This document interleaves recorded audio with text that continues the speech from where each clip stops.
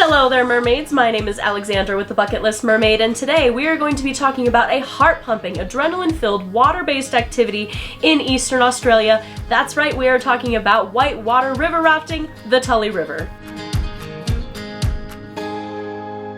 Now, what is the Tully River? This is a river found in North Queensland between Cairns and Townsville and is right on the edge of the Tully Gorge National Park in Australia. What makes this river very cool is that it has a lot of rainfall throughout the year, keeping those water levels high and giving you dependable rapids all year long. The temperatures range from 25 to 32 degrees Celsius, and it sports some 3 to 4 grade rapids, which in adventure talk, that means it's pretty good. I have to be honest that I didn't initially have this on my bucket list because I was a mermaid and I was in Cairns because I wanted to go diving the Great Barrier Reef. However, I needed to do something else, so my hostel did a program where I could do a hot air balloon and some hiking and some rafting.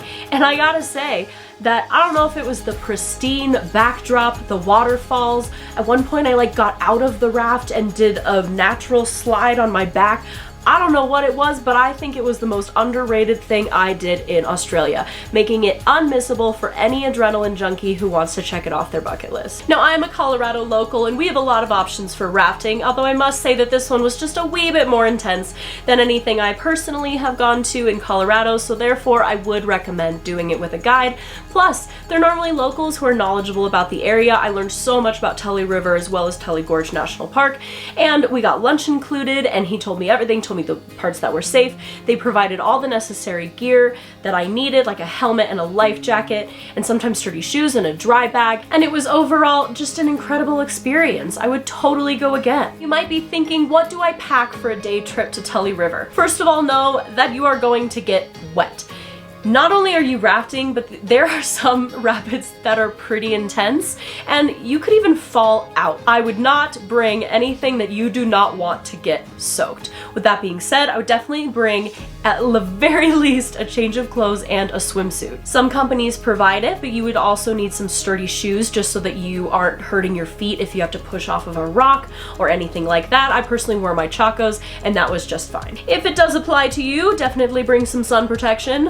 I definitely need it because this mermaid burns like a lobster. Again, some companies provide it, but if you do want to bring a phone or a camera, which I honestly wouldn't recommend, they do have waterproof dry bags. Again, crazy rapids, you're going down a river. The chances of it going into the water are pretty high unless it is very secured, so I definitely would not bring anything that cannot get wet or you cannot live without if it gets ruined. I actually didn't bring anything, which is why I don't have any footage of this, because these are the pictures that the company took. Thank God, because I wasn't about to put my phone into a grade 4 rapid in Australia. Sorry. Now, huge disclaimer, this activity is adventurous and therefore is not without risk. So here are some safety tips for staying safe while you are rafting the Tully River. Number 1, listen to your guide. Listen to everything they say. This is especially true when we were going down rapids. They would give us amazing safety tips for just saying lean back, lean forward, lean sideways, just so that everybody stayed within the raft at all times. Now, of course, accidents do happen, and you also need to listen to your guide if you accidentally fall out. This definitely did not happen to me. Number 2, wear appropriate gear. Always wear your helmet that is securely fastened on your face at all times, and any other gear that the company has provided for you. Number 3, be aware of your surroundings. So when I was on the Tully River, I was in the front with another gentleman, and then there was a couple behind us.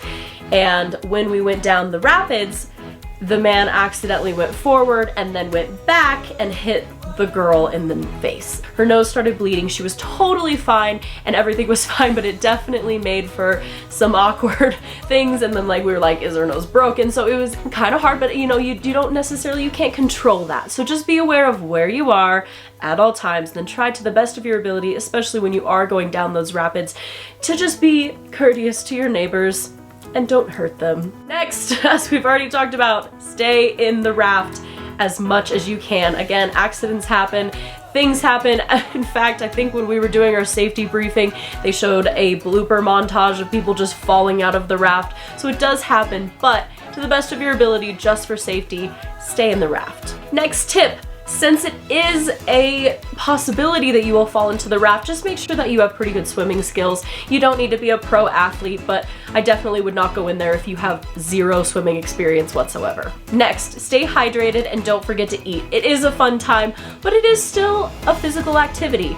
So just make sure that you're eating lunch, you have a snack, and you're drinking plenty of water when you're going down. Lastly, check the weather forecasts. This is a wet region. When it is doable when it's raining, if you are with a company, it'll obviously be to their judgment, but it's also good to check the forecast just to know what to pack and how many layers you need to pack, because since it is a wet region, the weather can change very quickly. And that is it for whitewater river rafting, the Tully River. Please comment below if this would interest you, if you would go to Australia and check it off your bucket list. I want to know. And if you do end up going, please let me know so that I can support you, because oh my gosh, especially if you get pictures like these, because they're so fun. This is definitely more of a hidden gem to do in Eastern Australia. Everyone's always like, oh, Bondi Beach, Sydney, Cairns, but this is kind of a really fun day trip in order to get out from that big city and go just experience nature in Australia. As always, do not forget to like and subscribe so that I can keep giving you free bucket list mermaid content. See you next time.